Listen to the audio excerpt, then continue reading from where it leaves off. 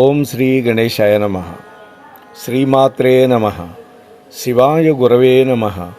శ్రీకృష్ణ పరబ్రహ్మణే నమః. శ్రీరామాయ నమః. శ్రీ గురుభ్యో నమః. నమః శివాభ్యాం నవయౌవనాభ్యాం పరస్పరాశ్లిష్టవపుర్ధరాభ్యాం నగేంద్రకన్యా వృషకేతనాభ్యాం నమో నమః శంకర పార్వతీభ్యాం. హర హర మహాదేవ శంభో శంకర. ప్రియ భగవద్బంధువులరా, ఈ రోజున మన మోహనవాణి ఛానల్ ద్వారా ఈ వీడియోని వీక్షిస్తూ ఉన్నటువంటి భక్తామ తల్లులకు తండ్రులకు మునుముందుగా నా యొక్క నమస్కారాలు అర్పించుకుంటూ, ఈ వీడియోని వీక్షించిన అందరికీ కూడా స్తంభేశ్వర మహాదేవి యొక్క దివ్యానుగ్రహం కలగాలి అని కోరుకుంటూ, గుజరాత్ రాష్ట్రంలో భక్తులతో దాగుడు మూతలాడేటటువంటి ఒక పవిత్రమైన పుణ్యక్షేత్రం స్తంభేశ్వర మహాదేవి గుడి. దాని గురించి ఈరోజు మీతో ముచ్చటించే ప్రయత్నం చేస్తాను. భారతదేశంలో గుజరాత్ రాష్ట్రంలో పశ్చిమ సముద్ర ప్రాంతంలో ఉన్నటువంటి శివుడికి అంకితం చేయబడినటువంటి అత్యంత విశిష్టమైన పుణ్యక్షేత్రాల్లో ఒకటండి ఈ స్తంభేశ్వర మహాదేవ్. ఈ ఆలయం దాదాపు 150 సంవత్సరాల పురాతనమైనది. మరియు ఈ ప్రదేశంలో అనేక కథలు కూడా ముడిపడి ఉన్నాయండి. ఈ గుడి రోజుకు 2 సార్లు ప్రజల కళ్ళ నుండి అదృశ్యమైపోతుంది. 2 సార్లు, ఒకసారి కాదు, రోజుకి. అందుకని దీన్ని ప్రజలు గాయబ్ మందిర్ అంటారు. గాయబ్ అంటే మాయం కావటం హిందీలో, అదృశ్యమైపోయే ఆలయం. దీని వెనక కారణం ఏమిటి? ఈ ఆలయం తన భక్తులతో ఎందుకని దాగుడు మూతలాడుతోంది అనేటువంటి విషయాలని ఈ రోజున మనం ముచ్చటించుకుందాం. ఈ ఆలయం యొక్క చరిత్ర, హిందూ మతంతో ఈ ప్రదేశం యొక్క అనుసంధానం, ఈ గుడికి చేరుకునే మార్గం, ఈ గుడి యొక్క వాస్తుశిల్ప నిర్మాణ చాతురి మొదలైనటువంటి సమగ్రమైన విషయాలు మనకు తెలియాలి అంటే మీరు తప్పకుండా ఈ వీడియోని వీక్షించాలి. ఈ స్తంభేశ్వర మహాదేవ ఆలయం రోజుకు 2 సార్లు అదృశ్యమైపోతుందని చెప్పాను కదా. ఆ సమయాల్లో భక్తులు గర్భగుడిలోకి అడుగు పెట్టలేరండి. ఈ విషయాన్ని అర్థం చేసుకోవాలంటే ఆలయం ఎక్కడ ఉందో ముందుగా మనం తెలుసుకోవాలి. ఈ స్తంభేశ్వర మహాదేవ ఆలయం గుజరాత్ రాష్ట్రంలో కవి కొంబాయ్ అనేటువంటి ప్రాంతంలో ఉన్నది. ఈ ప్రాంతం వడోదర అనేటువంటి ఊరు నుంచి 70 కిలోమీటర్ల దూరంలో ఉంటుంది. ఈ పుణ్యక్షేత్రం సముద్ర తీరానికి కేవలం కొన్ని అడుగుల దూరంలో ఉంటుంది. అంటే అరేబియా సముద్రంలో ఉన్నది. పగటిపూట 2 సార్లు పోటు వస్తుంది. సముద్రానికి ఆటు పోటు అని 2 ఉంటాయి. ఆ సమయంలో ఆలయం పూర్తిగా నీళ్లలో మునిగిపోతుంది. పోటు అంటే బాగా సముద్రం ఉప్పొంగటం. ఇటీవల ఈ రాష్ట్ర అధికారులు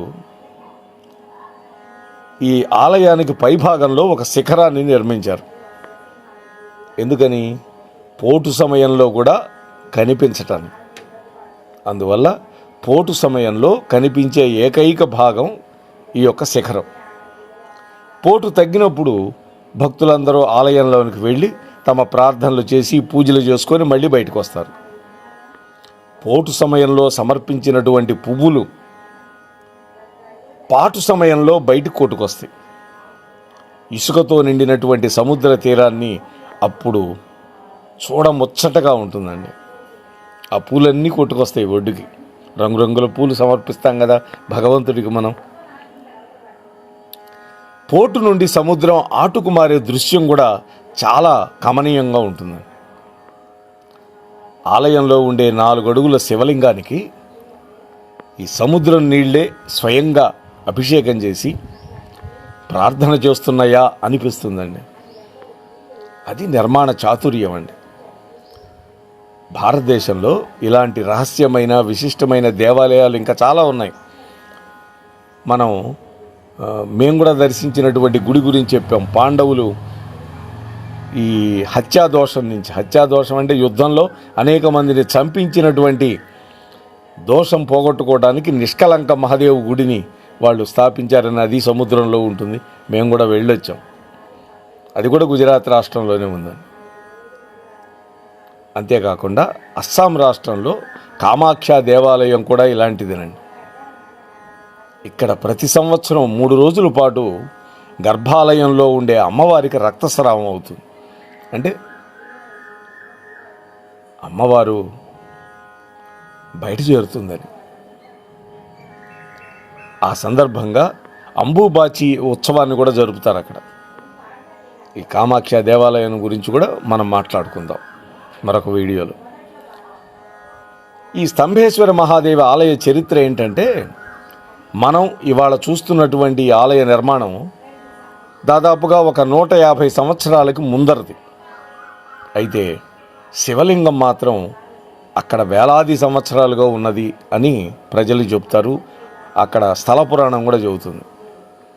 ఈ ఆలయం ఎలా ఏర్పడింది, మరియు ఆ ప్రదేశంలో శివలింగాన్ని ఎవరు ప్రతిష్ఠించారు అనే విషయాల మీద 2 కథలు ప్రచారంలో ఉన్నాయండి. అక్కడ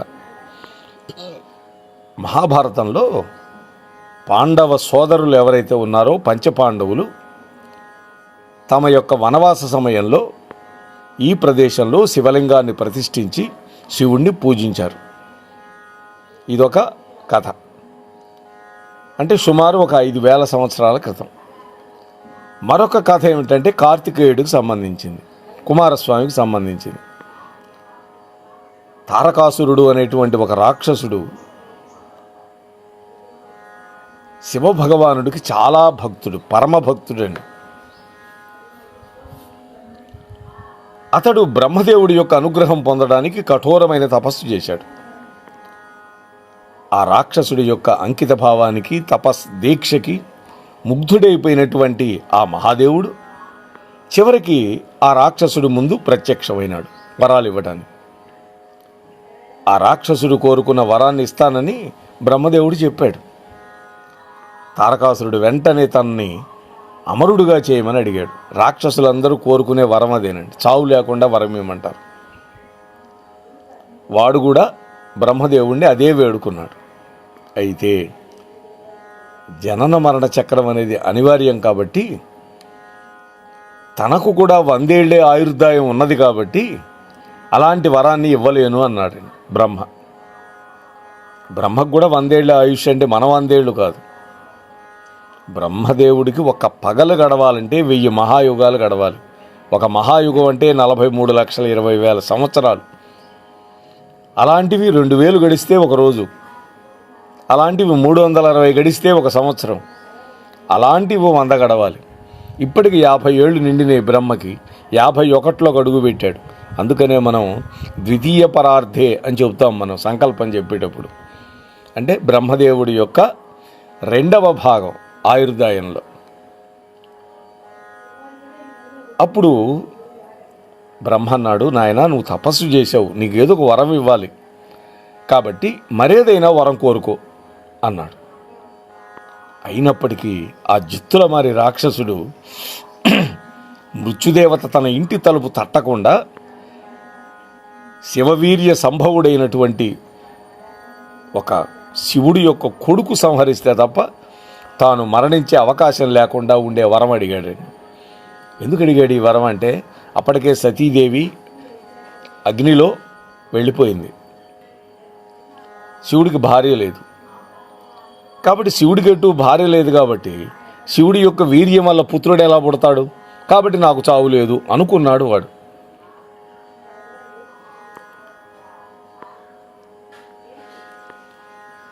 బ్రహ్మదేవుడు చిరునవ్వు నవ్వుకొని మనస్సులోనే ఆ వరాన్ని ప్రసాదించాడు. అతి తక్కువ సమయంలోనే తారకాసురుడు స్వర్గలోకంలో బీభత్సం సృష్టించాడు.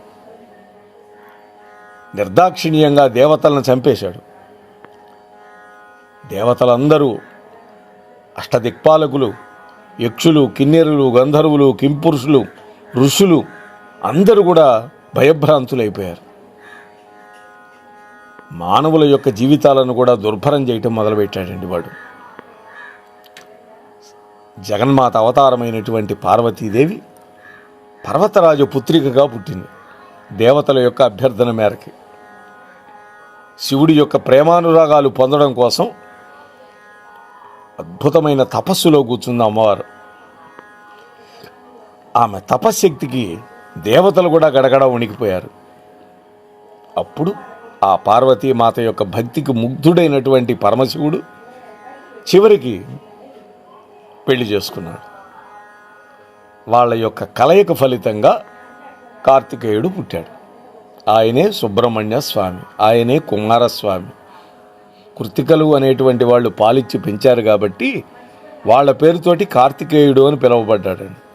గంగాదేవి కొంతకాలం తనలో భరించింది కాబట్టి గాంగేయుడు అయినాడు. స్కందుడైనాడు అంటే గర్భం నుంచి బయటకు వచ్చి మళ్ళీ ఇట్లా మారాడు కదా. అలాగే చివరికి రెల్లు పొదల్లో పెట్టింది గంగాదేవి. అందులో నుంచి పిల్లవాడు పుట్టాడు కాబట్టి శరవణభవుడు అనే కూడా ఆయన పేరు వచ్చింది. ఈ కుమారస్వామికి 6 ఏళ్ల వయస్సు వచ్చింది. దేవతల యొక్క సైన్యానికి నాయకత్వం వహించడం కోసం పట్టాభిషేకం చేశారు. దేవసేన అనే ఈనాడు ఈ తారకాసురుణ్ణి వధించాడు. అయితే శివభక్తుడైనటువంటి వాడిని చంపిన పాపాన్ని పోగొట్టుకోవటానికి కుమారస్వామి భూమి మీద అనేక ప్రదేశాల్లో శివలింగాలను ప్రతిష్ఠించి పూజలు చేశాడు, అభిషేకాలు చేశాడు. ఈ స్తంభేశ్వర మహాదేవ్ ఆలయం అటువంటి శివలింగాల్లో ఒకటిగా చెబుతారు. ఇది రెండో కథ. మనం మన భారతదేశంలో ఉన్నటువంటి ప్రసిద్ధ శివలింగాలని సందర్శించాలి అనుకుంటే 3 కన్నుల దేవుడైనటువంటి శివుడి యొక్క అత్యంత శక్తివైనటువంటి ఆలయాలుగా భావించేటటువంటి 12 జ్యోతిర్లింగాల చుట్టూ యాత్రను పూర్తి చేయాలి అని కూడా మనం మర్చిపోకూడదండి. మేము కూడా ఇప్పటికీ ఒక 9-10 జ్యోతిర్లింగాలు పూర్తి చేశాం. ఇంకా 2-3 మిగిలిపోయినాయండి. మరి ఎప్పటికి అవకాశం దొరుకుతుందో తెలియదు. అయితే ఈ స్తంభేశ్వర మహాదేవ ఆలయం యొక్క ప్రాముఖ్యత ఏమిటి అంటే ఈ ఆలయానికి ఒక విశిష్టమైన ఆధ్యాత్మిక వాతావరణం ఉందండి. ఇది ప్రపంచవ్యాప్తంగా ఉన్న పర్యాటకులని, భక్తులని ఆకర్షిస్తూ ఉంటుంది ఈ గుడి. ఎందుకని? దేవాలయం అదృశ్యమైపోవటం, మళ్ళీ దేవాలయం ప్రత్యక్షం కావటం అనేటువంటి ఒక అద్భుత విషయం దేనికి సంకేతం ఆలోచించండి. జనన మరణ చక్రాన్ని కూడా సూచిస్తుందండి. దేవాలయం మనకు కనిపించింది అంటే జననం, అదృశ్యమైపోయింది అంటే మరణం. పోటు తగ్గినప్పుడు ఈ ఆలయం, శివలింగం అన్నీ పైకి తేలుతాయి. ఇది జననానికి సంకేతం. ఆలయం సముద్ర మట్టానికి పైన ఉన్నంతసేపు భక్తులు వచ్చి తమ ప్రార్థనలు చేసుకుంటారు, అభిషేకాలు చేసుకుంటారు. భూమి మీద మానవులు తమ కర్మను నెరవేర్చుకోవలసినటువంటి విధంగానే ఈ ఆలయం కూడా తన యొక్క ప్రయోజనాన్ని నెరవేరుస్తూ ఉంటుంది నిత్యము. మళ్ళీ పోటు వచ్చినప్పుడు ఆలయం అదృశ్యమైపోతుంది, అంటే నీళ్లు వెనక్కి వెళ్ళిపోతాయి. ఇది మరణానికి సంకేతం. అంటే దైవ ప్రయోజనాన్ని నెరవేర్చిన తర్వాత మనకేమిటి? మరణమే కదా అంతం. అది మనల్ని మరొక ప్రాంతానికి తీసుకువెళుతుంది. లేదా ఒక్కొక్కసారి మన పుణ్యం వల్ల శాశ్వతమైనటువంటి పునరావృత్తి రహితమైనటువంటి మోక్షానికి చేరుస్తుంది. ఈ ఆలయానికి కుమారస్వామితో కూడా గాఢమైన సంబంధం ఉంది అని మీకు అర్థమైంది కదా. తారకాసురుడి సమస్యని కుమారస్వామి ఏ విధంగా పరిష్కరించాడో అదేవిధంగా సంఘర్షణలతోటి, దుఃఖాలతోటి, బాధలతోటి, రోగాలతోటి సతమతమయ్యేటటువంటి భక్తులందరూ కూడా ఈ ఆలయాన్ని సందర్శిస్తే తమ సమస్యలకి సరైన పరిష్కారాలు తప్పకుండా కనిపిస్తాయి అని చెప్తారండి. అది నెరవేరుతూ ఉన్నది అక్కడ. ఈ స్తంభేశ్వర మహాదేవ ఆలయం ఆధ్యాత్మిక సంప్రదాయాలకి, హిందూ మతానికి ప్రధానమైనటువంటి కేంద్రాల్లో ఒక్కటి అని చెప్పటంలో మాత్రం ఎటువంటి అనుమానం లేదండి. ఆలయ దర్శనానికి నిర్దిష్ట సమయాలంటూ ఉండవండి. ఇక్కడ మనం మన ప్రార్థన, అభిషేకం సమర్పించడానికి ఆలయానికి ఎప్పుడు చేరుకోగలుగుతారో నిర్ణయించేది ఆటు పోటు. గుజరాత్లో ఉండే ప్రజలు చాంద్రమాన క్యాలెండర్ను అనుసరిస్తారు మనలాగనే. అదే కాకుండా చంద్రపక్షం రోజుల్లో ఆటుపోట్ల సరళిని విశ్లేషించి ఆటుపోట్ల ఆకర్షణకు చంద్రుడే కారణమని గమనిస్తారు. చంద్రుడి యొక్క ఆకర్షణ వల్ల సముద్రంలో తరంగాలు బయలుదేరుతాయి. అవే పర్వవేళ తరంగాలు అని కూడా పిలుస్తారు. దాని ఆధారంగా ఆలయాన్ని సందర్శించడం అనేది ఒక సురక్షితమైనటువంటి సమయాలు అక్కడ మనకి నిర్దేశిస్తారు. ఇవి చంద్రపక్షంలో ఉండే రోజులలో ఉండే దర్శన సమయాలు అనుకోవచ్చు. అమావాస్య లేదా పౌర్ణమి తర్వాత వచ్చేటటువంటి పాడ్యమి కనుకైతే ఉదయం 9:15 నుండి మధ్యాహ్నం 3:45 వరకు ఒక సెషను. అదే రాత్రి 9:15 నుంచి తెల్లవారుజామున 3:45 వరకు. అంటే ఈ మధ్యాహ్నం 3:45 నుంచి 9 గంటల వరకు మళ్ళీ మునిగిపోతుంది నీళ్లలో. అలాగే తెల్లవారుజామున 3:30 తర్వాత ఉదయం 9 వరకు మళ్ళీ మునిగిపోతుంది. ఆ మునిగిపోకుండా బయటకు ఉండేటటువంటి సమయమే అక్కడ దర్శన సమయాలని. అలాగే ఒక్కొక్క రోజు ఒక్కొక్క సమయం ఉన్నది. మనం అవన్నీ నేను చెప్పటం లేదు. ఇక్కడ ఆలయానికి సంబంధించిన వాస్తు శిల్పకళ ఎలా ఉంది? ఈ ఆలయం స్తంభము లేదా స్తంభాల మీద నిర్మించబడటం వల్ల ఇక్కడ ఉండే శివుడికి స్తంభేశ్వరుడు అని పేరు వచ్చిందండి. ఈ భవనానికి ప్రధాన పునాదిగా 4 స్తంభాలు ఉంటాయి. ఆలయ మధ్యలో గర్భగుడి ఉంటుంది ఎక్కడైనా. అందులో 4 అడుగుల శివలింగం ఉంటుంది.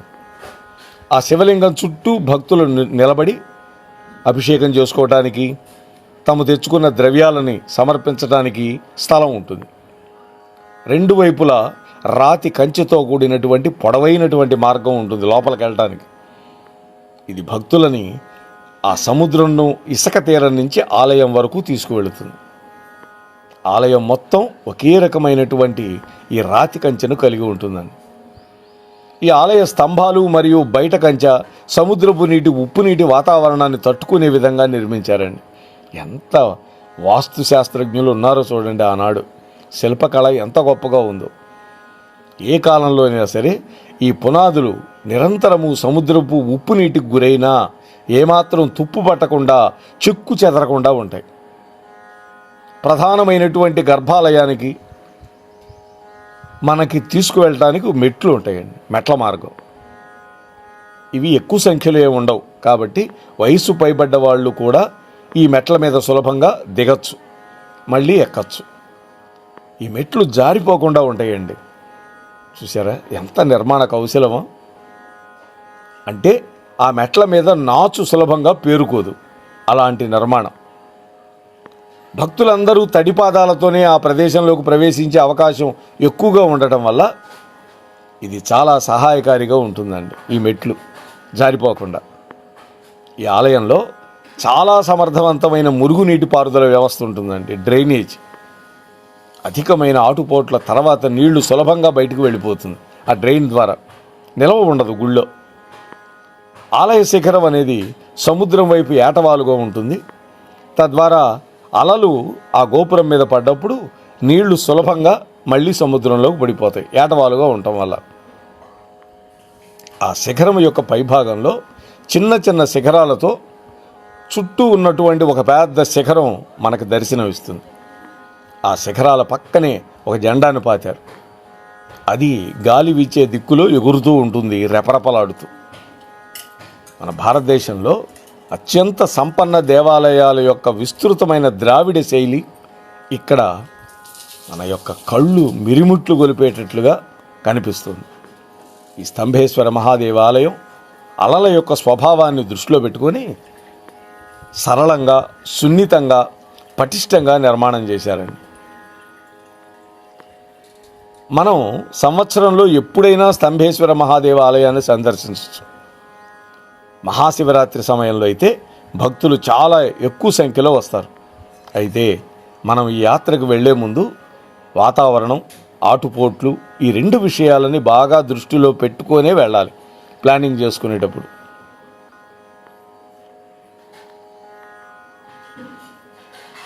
అయితే చాలా రోజుల్లో సముద్రపు అలలు తక్కువ ఉంటాయండి. అంటే సహజంగా పౌర్ణమి, అమావాస్యకి ఎక్కువగా ఉంటాయి.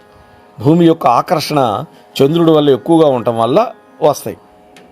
అయితే ఆలయాన్ని సందర్శించడానికి మధ్యాహ్నం 2 నుంచి 3 గంటల మధ్య ఉత్తమమైన సమయం అన్నారు. ప్రతిరోజు అక్టోబర్ నుండి మార్చి వరకు ఈ ప్రాంతంలో చలికాలం ఉంటుందండి.